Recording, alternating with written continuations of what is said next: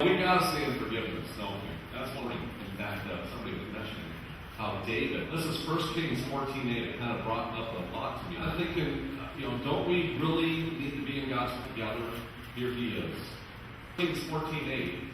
This is God for the kingdom away from the house of David to you. And yet you have not been servant David, who kept my commandments and who followed me with all his heart, only to do what was right. And I'm like, wait a minute now. Wasn't David an adulterer and a murderer and a couple other things? So how could God be saying that David kept commandments?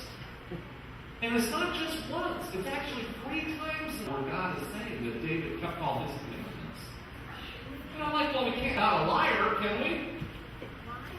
Well, it goes to show you that God doesn't sins. He literally our sins. Amen?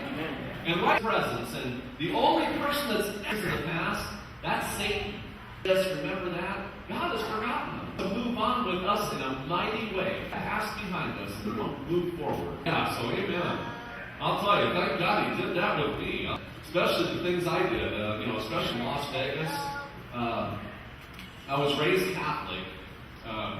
Went to Catholic church. I was actually as an altar boy for years in the Catholic church until I got taller than the pastor. And then they kind of said, maybe. But yeah, I was raised Catholic. I left and never did go back to church, to the Catholic church. And the Barna Group did a study ago, and 94% of fall away from the church within 2 years.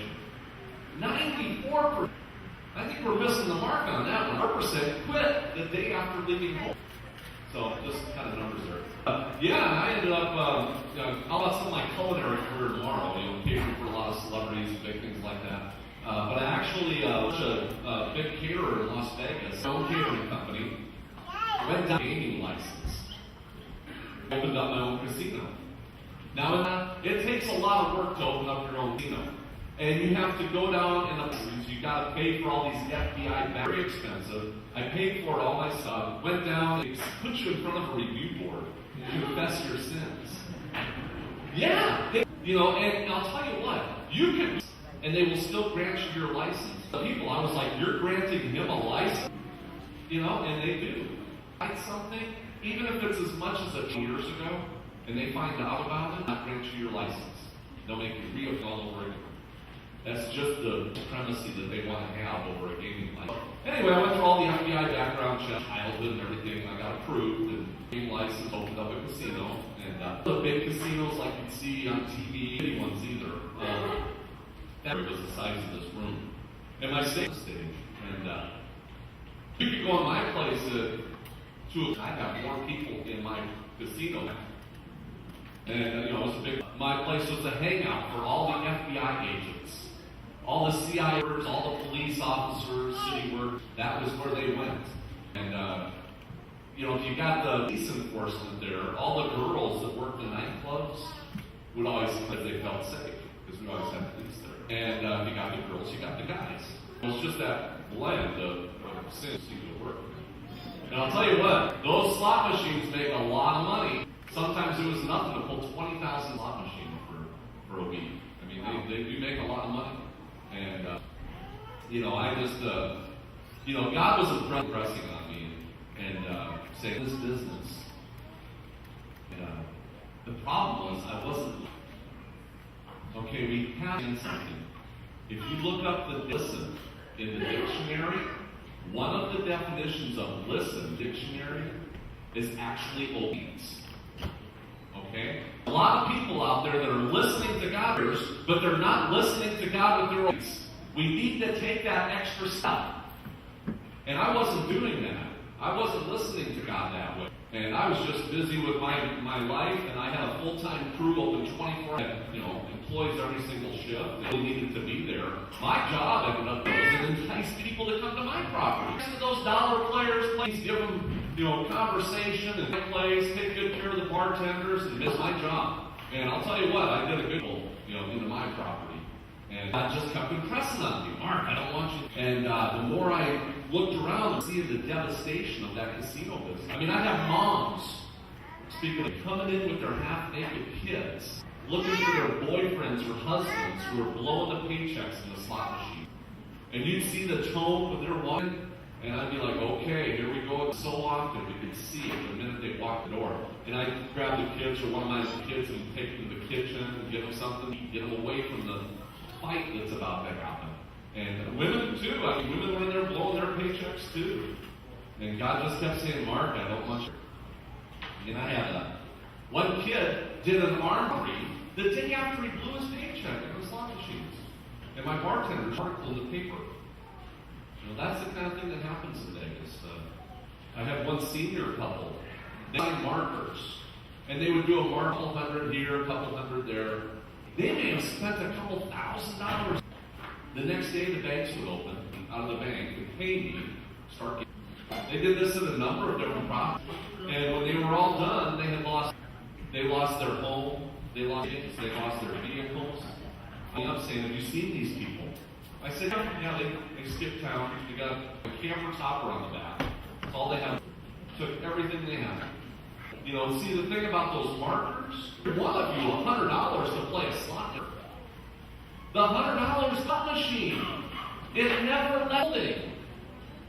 I could pull it to you again. Now you owe me $200. You know, and the sweet part about it, even if you win, you have to pay me first. Now the winnings off those slot machines in the building. You see, it's all strategies. How to keep the money in the house. I want people playing on markers as I can. Because that way, numbers-wise, it stays in the house. You know, it's all business that way. Yeah. And there was this one lady, they had credit card machines behind the bar.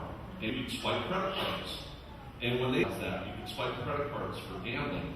Sales went up. I had cards all the time for money. And one lady had here, $100 there. I didn't think. And then one day I'm back behind the bar, and she's with my bartender. $100 off this credit card. Then she pulled out another purse. She was trying every credit in her purse to get $5 to play a slot machine. Horrible. Compared to finding her with a bullet in her head, committing suicide with your kids. That's what business does. Steal, destroy, kill. You know, you felt to be at that funeral, pointing the finger, saying, hey, that's where the money is.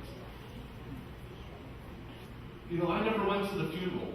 And I said, am I getting that desensitized in this industry that I never went to a funeral? You know, being a casino money's coming from, or what's happening to the people.